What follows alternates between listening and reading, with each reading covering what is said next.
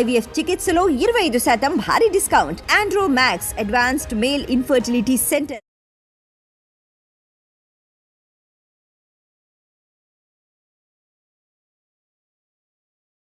Shoulder pain చాలా common problem ఈ రోజు రేపుల్లో. స్పెషల్లీ డయాబెటిక్ ఉన్న వాళ్ళలో ఈ షోల్డర్ పెయిన్ వస్తూ ఉంటుంది. షోల్డర్ పెయిన్ వేరియస్ రీజన్స్ వల్ల ఉంటుంది. ఎవరైతే యంగ్ వయసులో స్పోర్ట్స్ ఆడే వాళ్ళలో జనరల్ ఏమవుతుంది, షోల్డర్ ఒకసారి డిస్లోకేట్ అవుతుంది.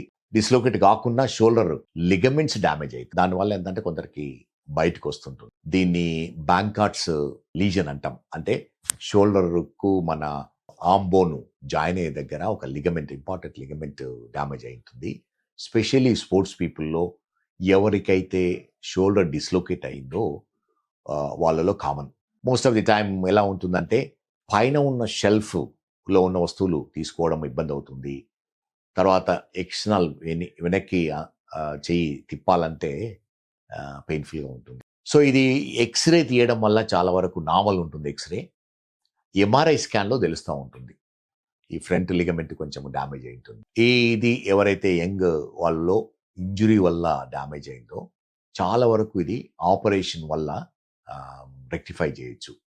ఆపరేషన్ అంటే ఆర్థ్రోస్కోపిక్ సర్జరీ చేస్తాము, కీహోల్ సర్జరీ. చిన్న కెమెరా పెట్టి డిజాల్వబుల్ స్టిచ్ వేయడం వల్ల ఏమవుతుందంటే 4-5 వీక్స్లో అది హీల్ అయిపోయి కంప్లీట్లీ నార్మల్ కావడానికి పాసిబుల్. మోస్ట్ ఇంపార్టెంట్ థింగ్ ఏంటిదంటే డయాగ్నోసిస్ అనేది ఇంపార్టెంట్. ఎవరికైతే ఈ ఇంజరీస్ ఉన్నవో ఓ ఎంఆర్ఐ స్కాన్ చేసుకొని మీ డాక్టర్ దగ్గరికి వెళ్తే డయాగ్నోసిస్ అవుతుంది. ఇంకో కామన్ రీజన్ షోల్డర్ పెయిన్కు కఫ్ టేర్ అంటాం. రొటేటర్ కఫ్ ఇంపార్టెంట్ మసిల్ ఉంటుంది మనకు, పైకి మూవ్ చేసే మసిల్. అది ఆ టెండన్ టేర్ అవుతుంది. ఇది generally about 50 to 60 years age వాళ్ళకు కామన్ ప్రాబ్లము. దీనివల్ల ఏమవుతుందంటే పెయిన్ వస్తుంటుంది, మూమెంట్స్లో చేయలేరు, వెయిట్ లిఫ్ట్ చేయాలంటే ఏమన్నా చిన్న చిన్న పనులు చేయాలన్నా ఇబ్బందిగా ఉంటుంది. టాప్ షెల్ఫ్లో వస్తువులు అందుకోవాలన్నా ఇబ్బంది, హెయిర్ కోమ్ చేసుకోవాలన్నా, డ్రెస్సింగ్ చేసుకోవాలన్నా, వెనుక బటన్స్ పెట్టుకోవాలన్నా కూడా పెయిన్ఫుల్గా ఉంటుంది, చేయలేకపోతారు.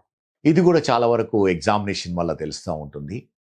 కానీ ఎంఆర్ఐ స్కాన్లో మనకు క్లియర్గా తెలుస్తుంది కఫ్ టేర్ అనేది. చాలా వరకు ఈరోజు రేపుల్లో ఈ వయసులో ఉన్న వాళ్ళకు ఈ కఫ్ టేరు రిపేర్ చేయొచ్చు. ఓపెన్ ఆపరేషన్ కాకుండా ఇది కూడా ఆర్థ్రోస్కోపిక్ ప్రొసీజర్ వల్ల, అంటే కీ హోల్ సర్జరీ చేయడం వల్ల చిన్న సూచర్స్ పెట్టడం, స్టిచెస్, యాంకర్స్ పెట్టాము. డిజాల్వబుల్ యాంకర్స్ పెట్టడం వల్ల ఏమవుతుందంటే అది హీల్ అవుతుంది. 4 to 6 weeks rehabilitation, physiotherapy start చేస్తే మళ్ళీ almost back to normal activity చేయడానికి, బ్యాక్ టు నార్మల్ స్ట్రెంగ్త్ రావడానికి పాసిబిలిటీ ఉంది. ఇంకా most common shoulder stiffness and pain డయాబెటిక్స్లో వస్తుంది. దీన్ని ఏమన్నామంటే ఫ్రోజన్ షోల్డర్ అంటాము.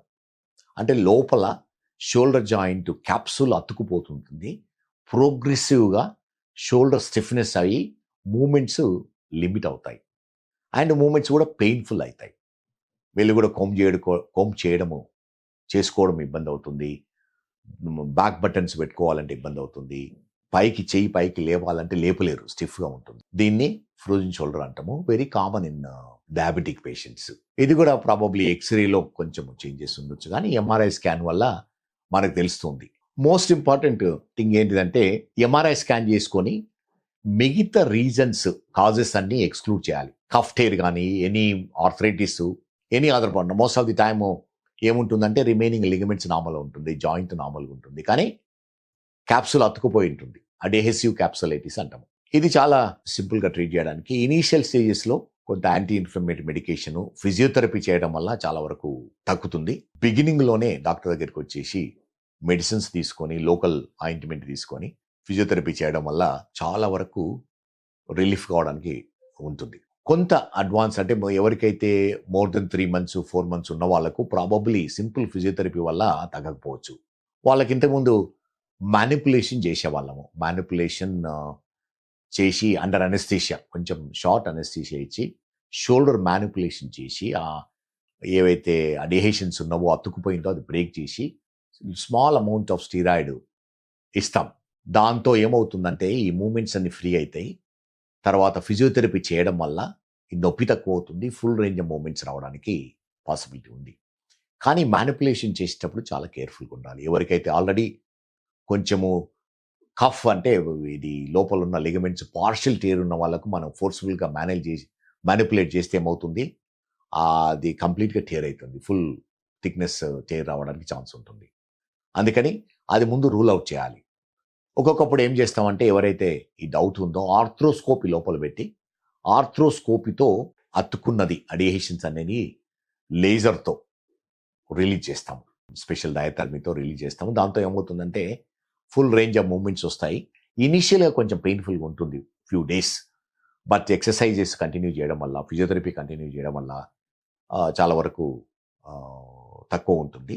ఇంపార్టెంట్ థింగ్ ఏంటంటే ఈ ప్రొసీజర్ అయిన తర్వాత నొప్పి ఉన్నా కూడా ఎక్సర్సైజ్ చేయడం అనేది చాలా ఇంపార్టెంట్. నొప్పి ఉందని మనము షోల్డర్ మూవ్ చేయకుండా ఎక్సర్సైజ్ చేయకపోవడం వల్ల ఏమవుతుందంటే మళ్ళీ అతుక్కుపోవడానికి possibility. So frozen shoulder very common problem, కానీ ఈ ఇనీషియల్ స్టేజెస్లో ఫిజియోథెరపీతో చాలా వరకు తక్కువ అవుతుంది. కానీ లేటర్ ఆన్ ప్రాబబుల్లీ మ్యానిపులేషన్ కానీ సమ్ టైమ్స్ ఆర్థ్రోస్కోపిక్ రిలీజ్ అవసరం ఉంటుంది.